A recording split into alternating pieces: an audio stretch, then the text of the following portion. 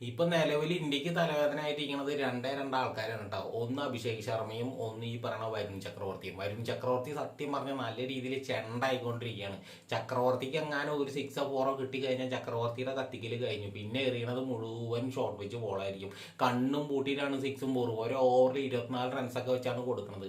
West Indies ആയിട്ടുള്ള മത്സരത്തിൽ നിങ്ങൾ കണ്ടില്ലേ, ഒരു വിക്കറ്റ് കിട്ടി 41 റൺസാണ് വിട്ടു കൊടുത്തിട്ടുള്ളത്. ഇങ്ങനെ പോയി കഴിഞ്ഞാൽ നാളെ ഇന്ത്യ ഇംഗ്ലണ്ടിനെ നേരിടാൻ ഇറങ്ങുമ്പോൾ വരുൺ ചക്രവർത്തിക്ക് നല്ല രീതിയിൽ മിഠായി കിട്ടും, അതിൽ യാതൊരു സംശയമില്ല. ആദ്യം തന്നെ ഇന്ത്യയിൽ പൊളിച്ചുപണി നടത്തണം. ആദ്യം മാറ്റേണ്ടത് ആരെന്ന് അറിയാം, അഭിഷേക് ശർമ്മനെ എടുത്ത് കളയൊന്നും വേണ്ട. അഭിഷേക് ശർമ്മനെ ഓപ്പണിംഗ് സ്ഥാനത്ത് അങ്ങോട്ട് മാറ്റിയിട്ട് വൺ ഡൗൺ സ്ഥാനത്തേക്ക് അങ്ങോട്ട് കൊണ്ടുവരിക. ഓപ്പൺ ചെയ്യേണ്ടത് ആരാ? സഞ്ജു സാംസൺ ഇഷാൻ കിഷനെ ഓപ്പൺ ചെയ്ത് കഴിഞ്ഞാൽ ഇന്ത്യക്ക് അതൊരു മുതൽക്കൂട്ട് തന്നെയാണ്. സഞ്ജു സാംസൺ നല്ല രീതിയിൽ ഫോമാണ് ഇപ്പോൾ. അപ്പോൾ സഞ്ജു സാംസന്റെ ഒപ്പം കൂടി ഇഷാൻ കിഷൻ കൂടി ചേരുമ്പോൾ ഇന്ത്യക്ക് നല്ലൊരു അടിത്തറ കിട്ടും. അഭിഷേക് ശർമ്മനെ ഇറക്കി കഴിഞ്ഞ് കഴിഞ്ഞാൽ കണ്ണും കൂട്ടി കളിച്ചിട്ട് വിക്കറ്റും കളഞ്ഞിട്ട് ഇങ്ങോട്ട് വരും. രണ്ടാമത് ഇറങ്ങുന്നത് ആരായിരിക്കും? നമ്മുടെ ഇഷാൻ കിഷനായിരിക്കും. ഇഷാൻ കിഷൻ വൺ ഡൗൺ ആയിട്ട് ഇറങ്ങിയിട്ട് കണ്ണും പൂട്ടിയിട്ട് അടിച്ചിട്ട് വിക്കറ്റ് പോയി കഴിഞ്ഞാൽ ഇന്ത്യയുടെ നില ഭയങ്കര അവസ്ഥയിലേക്ക് അങ്ങോട്ട് പോകും. അതിലും ഭേദം ഇഷാൻ കിഷനും സഞ്ജു സാംസണും ഓപ്പണിംഗ് ആയിട്ട് ഇറങ്ങുന്നതാണ് ബെറ്റർ.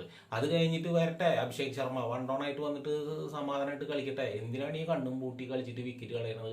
ഒരു 5 ഓവറിൽ ഒരു 60-65 റൺസ് എടുത്താൽ തന്നെ നല്ല രീതിയിലുള്ള ഒരു സ്കോർ ആയിട്ടുണ്ട്. അല്ലാണ്ട് ഫസ്റ്റത്തെ ഓവറിൽ തന്നെ 25 റൺ എടുക്കണം എന്നുള്ളൊരു വിചാരം വരുന്നതുകൊണ്ടാണ് ഈ അഭിഷേക് ശർമ്മയ്ക്ക് വിക്കറ്റ് വലിച്ചെറിഞ്ഞിട്ട് വേഗം മറ്റേ സീറ്റിൽ വന്നിരിക്കേണ്ട അവസ്ഥയിലേക്ക് പോണത്.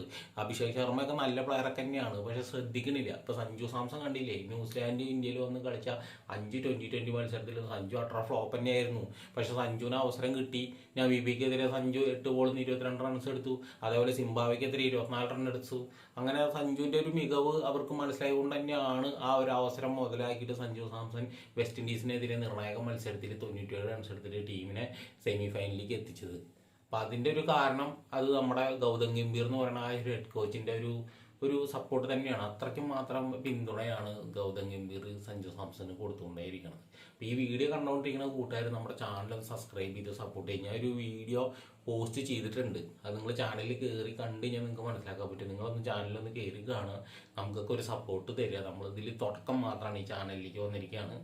അപ്പോൾ ഓക്കെ, നാളെ നമ്മുടെ ഇന്ത്യ ഇംഗ്ലണ്ട് മത്സരത്തിൽ നമ്മുടെ ഇന്ത്യ നല്ല വൻ മാർജിനിൽ ജയിക്കാൻ വേണ്ടിയിട്ട് ദൈവം അനുഗ്രഹിക്കട്ടെ.